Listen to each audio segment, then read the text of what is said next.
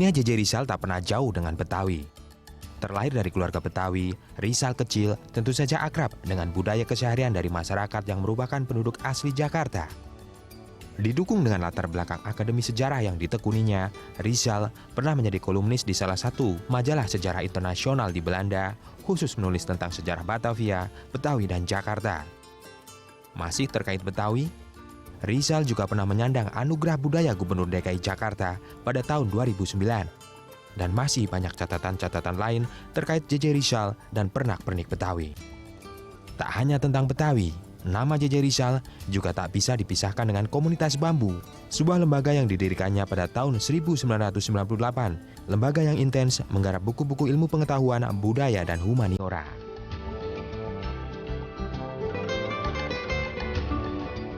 Nah, ini rumahnya nih. Wow. Duduk. Waduh, udah disiapin nih Bang ya? Iya. Wah. Kita bisa kan minum teh kan? Bisa dong. Ya, Iya. Wah. Waduh. Siap. Oke, keren. Wih, ini tehnya ajaib nih, keren.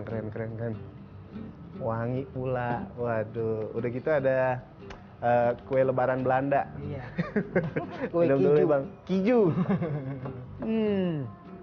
Bisa nih cobain Bang. Iya, cobain. Waduh. Kejunya berasa apa kagak? Itulah ya. Ini kue Natal tapi hadir di lebarannya orang Betawi. Itu ya, merayakan Lebaran kebersamaan Kristen ya. masuk lebaran Islam.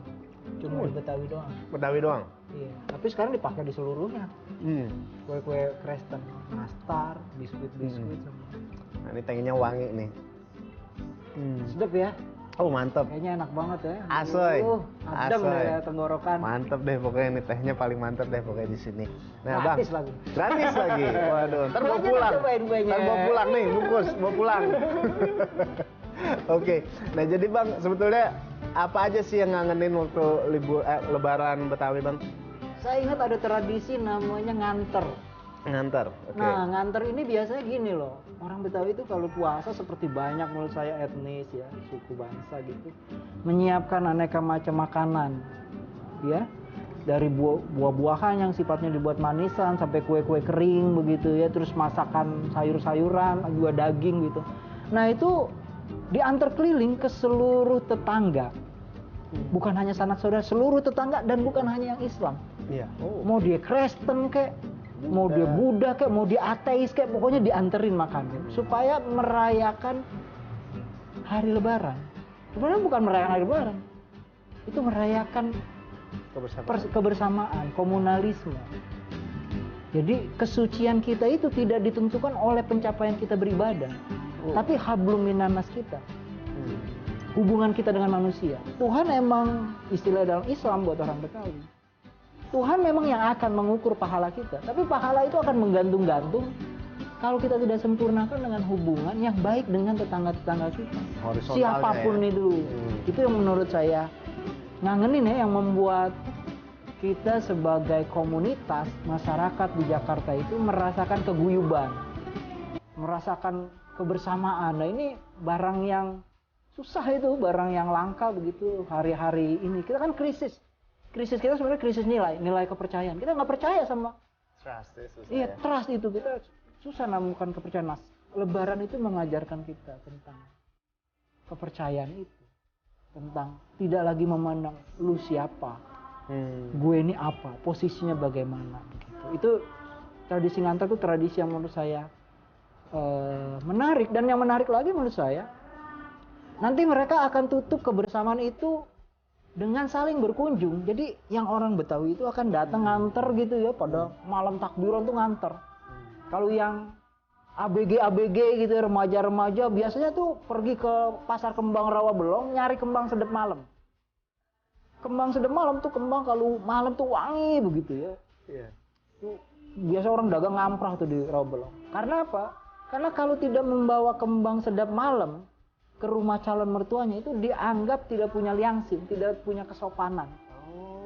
Itu syaratnya begitu. Kalau datang ya harus bawa kembang sedap malam begitu. Nah, terus nanti mereka tuh pas hari lebarannya itu orang-orang yang di luar dari agama-agama Islam akan datang. Karena malamnya mereka sudah didatangi.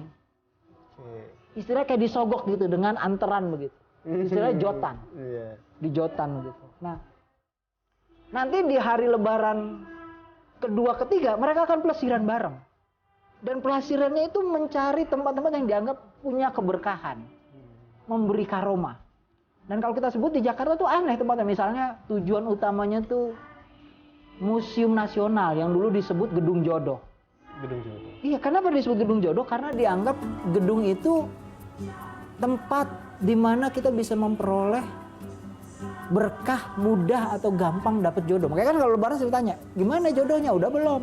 Kok kagak bawa pacar begitu? Nah dulu tuh pelesiran itu salah satu utamanya itu Ke sana. ke sana, Museum Nasional. ke Museum Nasional. Lalu dari situ kemudian ke Kota Inten melihat Meriam Si Jagur, mengharapkan kesuburan, keberkahan. Terus pergi ke masjid luar Batang. Jadi itu semua bukan hanya orang Buddha yang Islam, tapi macam-macam untuk ngalap berkah bareng. Barang itu salah satu yang ngangenin ya di luar tradisi-tradisi lain, misalnya kayak kebo andilan, motong kebo terus bikin semur bareng atau ngolek dodol bareng, mumbuk uli bareng dan nikmati bersama.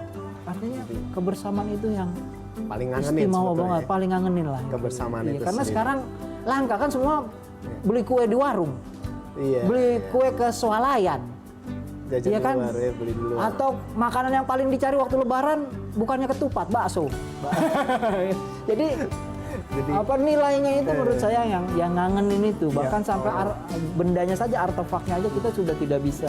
Memang membosankan sih berulang kali bakal makan ketupat, tapi menurut saya ya dalam hal yang membosankan itu ada nilai yang sangat indah ya.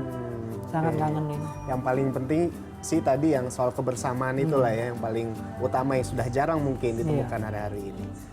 Ya, perbedaan adalah keseharian dalam kehidupan kita karena fitrahnya kita dilahirkan dengan kondisi yang berbeda-beda. Jangan jadikan kemajemukan sebagai ancaman, tapi justru kemajemukan sebagai modal sosial untuk menunjukkan kebesaran negeri kita. Saya Rolando Sambuaga, Bambang Triyono, dan Dimas Prasetyo, Berita 1, Jakarta. Terima kasih banyak, Bang Rizal. Waduh, seru Bang. Minum lagi, Bang. Iya dong. Adem kan, enak.